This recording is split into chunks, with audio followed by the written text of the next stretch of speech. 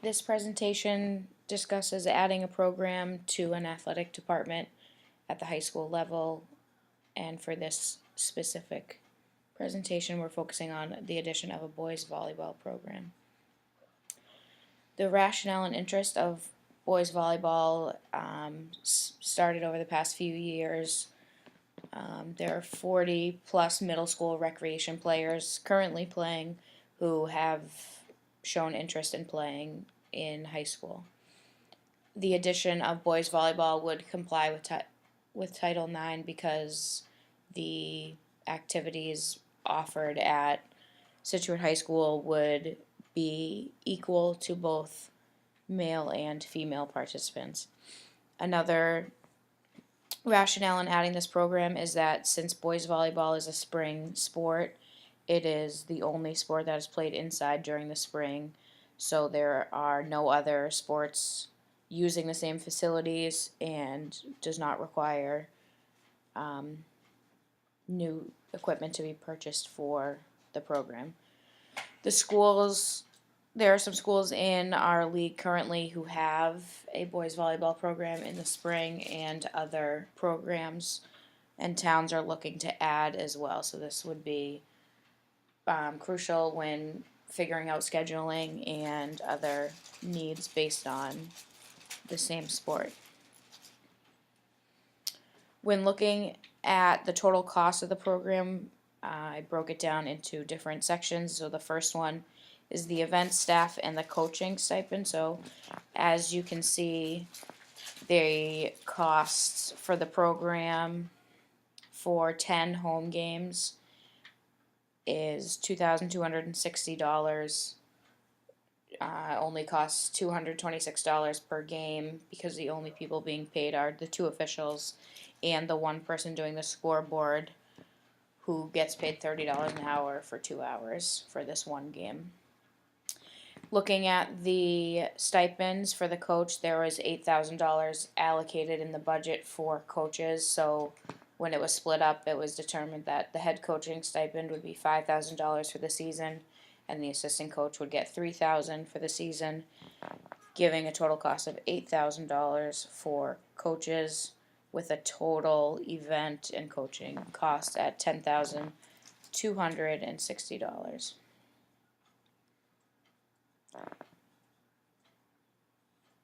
As you can see, there are 10 home games. The officials and scoreboard are the only paid position, which total $2,260. The officials are paid $1,660 for the whole season, which breaks down to 73% of the event staff costs. And the scoreboard personnel is paid $600 for the 10 games season, and that breaks down to about 27% of the event staff costs.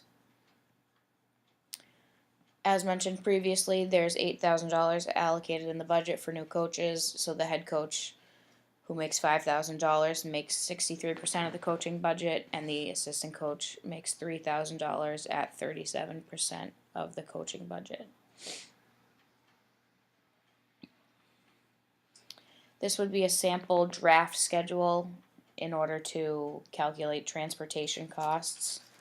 So 10 away games for one program. Games would start around 5:15, 5:30. Closer towns, the total hours for transportation would be about 2.5, and those games that are more further away from the school would take longer, 3 hours and 45 minutes or 4 hours, ranging from $125 a trip to $200 depending on the location. At $50 an hour to the driver would give a total cost of $1,725 for the 10 game season. This seems like a pretty cheap transportation cost, but as you can see, there's only one team traveling, only one team playing, so the time pretty much is travel to the game, the one game, depending on the number of sets, and the return time. The total hours is 34 and a half, which averages about almost 3.5 hours, with a total cost to the program of $1,725, with a 10 game trip breaking down to about $172 to transport a team for each of their game. The equipment and uniform costs, so looking at this boys volleyball program, the girls program currently has a net, they have stands, they have all the equipment necessary to run a volleyball program. The only things that would be additional costs to this program would be the game balls, which the MIA requires a specific type, which costs around $53 a ball. For 4 balls is about $212. Practice balls for the boys team would cost about $580, and a new net that would be used in the spring for the games only would be $298. So the boys volleyball would use the girls net for practice, and then they would end up having a practice net, and then the new net purchased for the boys program would become the new game net.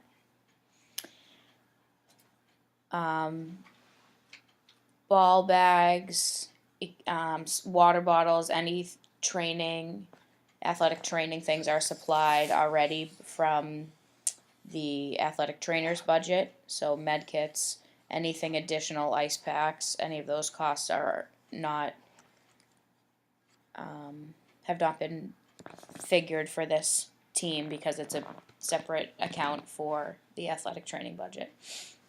The uniform package here includes a home and away jersey, shorts, socks, a team sweatshirt for $69 a person, with 20 students on the team, averages about $1,380, and the knee pads for 20 students at $12 a person is $240.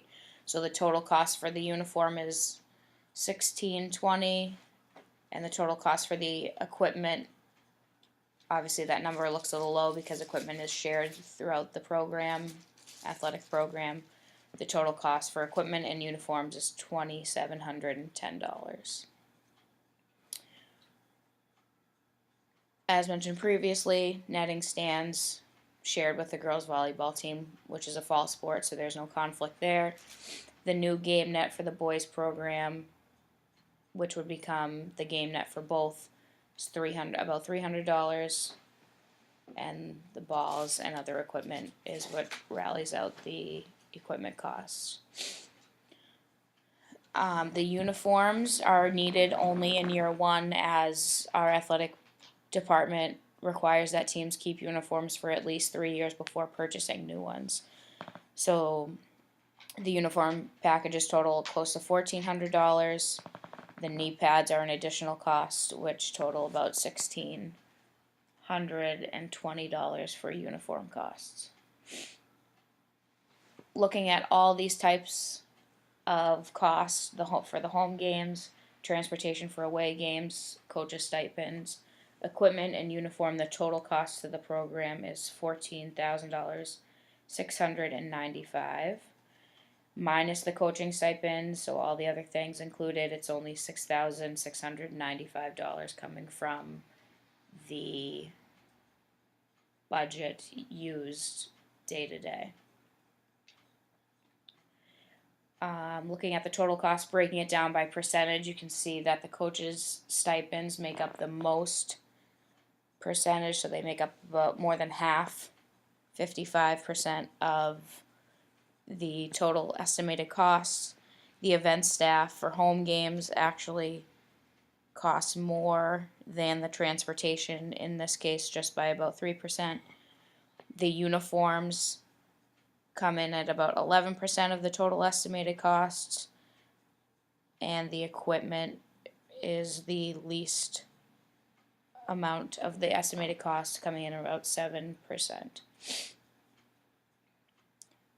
One interesting thing when I was looking at this study was the incoming revenue just from the user fees. So each student must pay a $300 user fee to participate, and if there's 20 students on the roster, there's $6,000 incoming to the athletic program just from the user fees. So minus the coaching stipends, that $6,695 cost to run the program, plus this revenue, it only costs the program about $695 to run this program.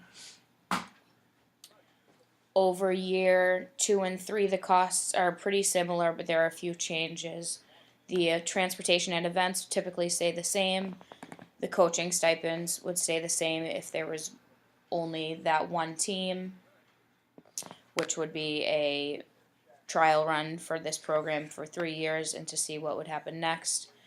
The uniform cost, because they get new every year, every 3 years, the cost would be $0. And the equipment, because they were given 20 practice balls and a brand new net, each new year they would just get the 4 new game balls, which cost around $200. So the cost for year 2 and 3, which I should say here, is $12,197 minus the coaching stipends is $4,197. So the cost for the program in year 2 and 3 is that with the no uniforms and the equipment costs decreasing by $878 because of the new game balls every year, the total savings in year 2 and 3 to the program is about $2,500. Not having uniforms every year saves the program a large chunk of cash, about $1,620. The user fee revenue for year 2 and 3 is the same, so the $300 per student at 20 students gives $6,000 a year. So with this one, with the user fees, the program actually makes about $1,800 because minus the coaching stipends, it only costs $4,197 to run the program. So overall, I would say that the rationale and the math breaking down just from these facts, having a boys volleyball team would not only be beneficial to the program because it would reach more student athletes being able to participate, but it also does not grossly have a negative impact on the athletic program.